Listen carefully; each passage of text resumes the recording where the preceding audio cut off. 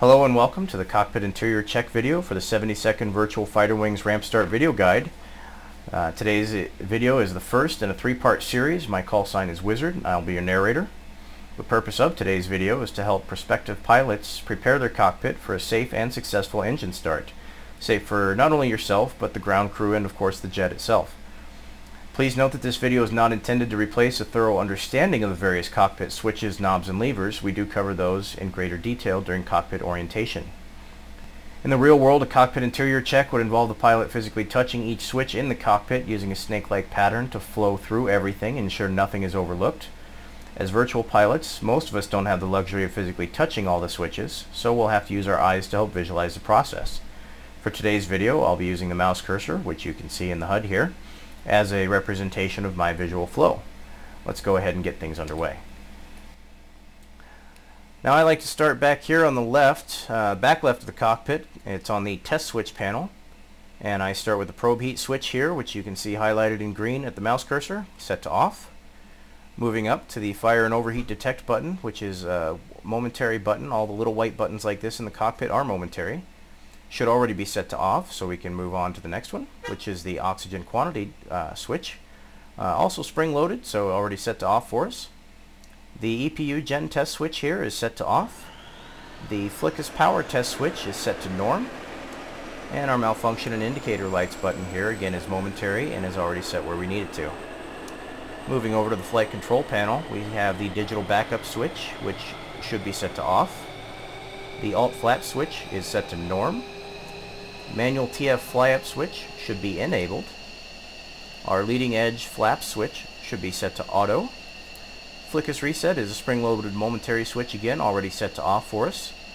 And our Flickus built-in test is also set to off.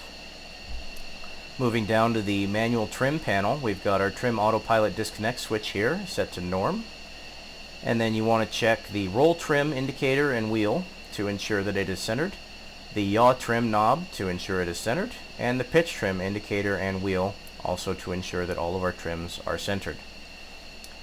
Our flow continues up here to the upper right with our fuel control panel. We have several items that are critical to get right throughout this check. This is one of them. The fuel master switch here, if it is in its off position, where as you can see now, would actually close our main fuel shutoff valve, and thus the only thing in the jet that would have any fuel would be our jet fuel starter. So that needs to be in its normal master position. You can see the red plastic guard over it is protecting us from pushing it off. Tank inerting is not active in the sim, so that's off.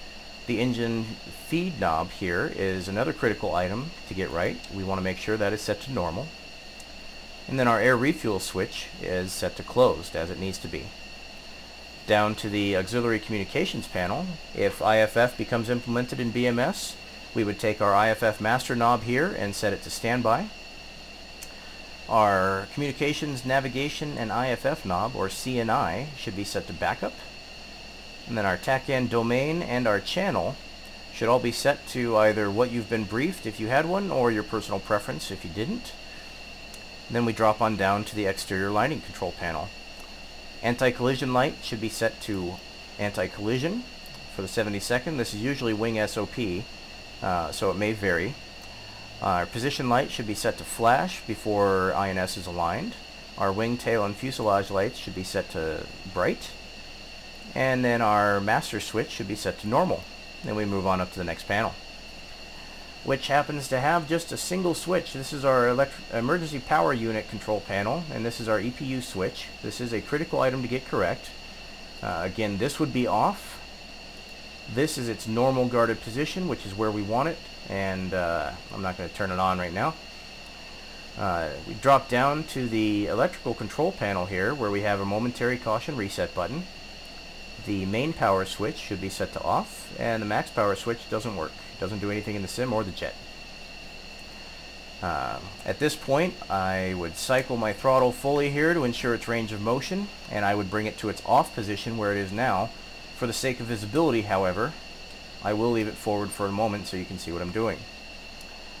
The next panel that we go to here is the engine and jet start control panel, and we start with the AB reset switch, which does nothing.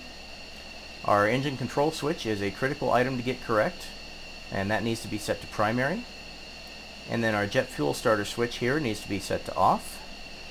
I'm going to go ahead and pull the throttle out of the way, make sure that's fully off now. The last item on the left auxiliary console is our manual pitch override switch, which is spring-loaded, and so thus it should always be set to normal for us. Now I move inside from there and I go to the UHF radio backup control panel, which is this big section here being circled by the mouse. I start on the function knob here, which should be set to both. Our volume knob does work. It doesn't show that it works, but what that controls is the integrated voice comms volume as compared to the AI radio volume. So if you find one to be too loud than the other, you can use this switch to change that. The next knob on our list is the mode knob here, which is set to preset automatically, so that's good. Our missile tone knob is what controls your AIM-9 growl and should be fully clockwise. Secure voice doesn't do anything in the sim. Our COM1 and COM2 power knobs should both be fully clockwise. And then dropping down, we have the COM1 and COM2 mode knobs, which should be set to squelch, as they already are for us. The TF tone knob doesn't do anything. The threat tone knob, should be fully clockwise. On the audio 2 panel here, we'll turn our ILS power off. After all, we're hoping not to have to land for a while. We're going to go do a mission first.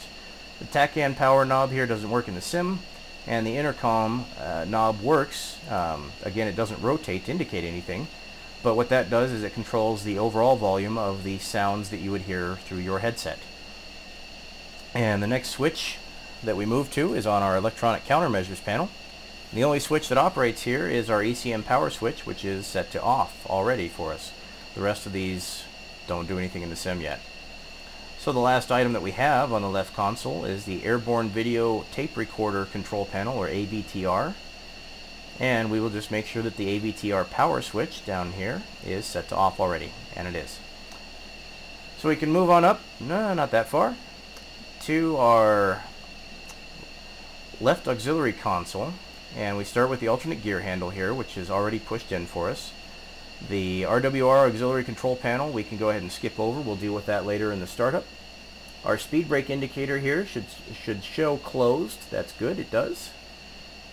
And then we've got our CMDS control panel. We have the RWR, all these switches should be off. We have the RWR, the jammer, the chaff, the flare, the mode knob, the program knob.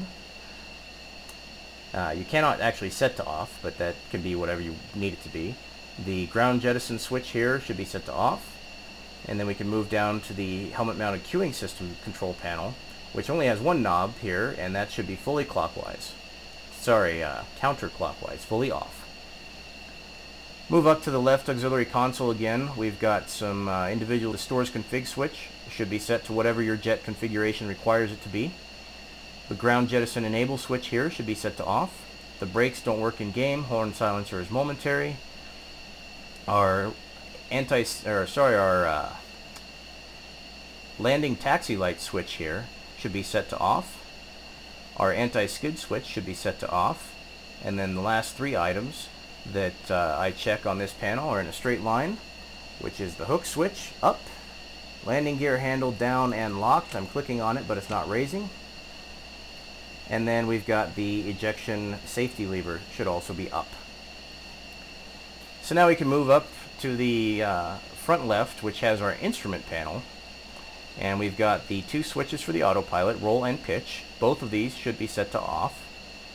The master arm switch is a critical item to get correct. We need to make sure that is off.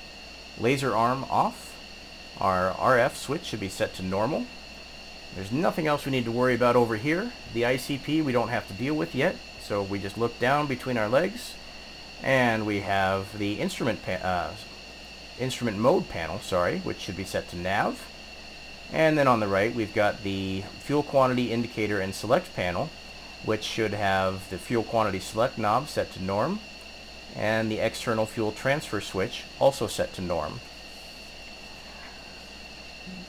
Next we'll move over to the right hand side. Nothing on our engine instruments needs to be checked for our cockpit interior checklist. We'd set the clock if we had the capability to do so, but we don't in the sim. So we'll move over to the sensor power control panel, and left hardpoint switch off, right hardpoint switch off, fire control radar off, and the radar altimeter switch also set to off. Right below that we have our HUD remote control panel. These switches are all generally set to pilot preference, so go ahead and set those as you desire. Below that we have the interior lighting control panel, which control the knobs that illuminate engine instruments with this knob here, as well as the DED brightness here, and the floodlight to just provide overall illumination inside the cockpit. If it's dark out, this may be one of the first steps that you do.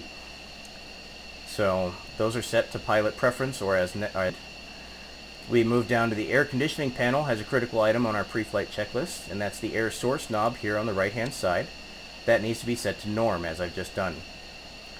Last section we have is our avionics control panel. The KY58 control panel here doesn't work in the sim, so we can skip over that. All 6 of the power switches here for our avionics, including the modular mission computer, the stores station system, our MFDs, upfront controls, GPS, and data link should all be off. And our INS function knob also needs to be off. Now, because of their critical importance to a safe engine start, I like to check a few things a second time, and I also do it in reverse order from the first flow. That way, if there's ever a bad habit that I develop that prevents me from doing it right the first time, I don't have the same bad habit prevent me from correcting it. So I start back this way. We go to our air source knob, critical importance, set to norm, good. Move all the way up here to our master arm switch, set to off, good. Our hook is up. Our landing gear handle again is still down. Our throttle is fully off. Our engine control switch is set to primary. Our EPU switch is set to norm. Our engine feed is set to norm. And our fuel switch is set to master. And that does it. And we're now ready to move on to the engine start sequence, which will be covered in the next video.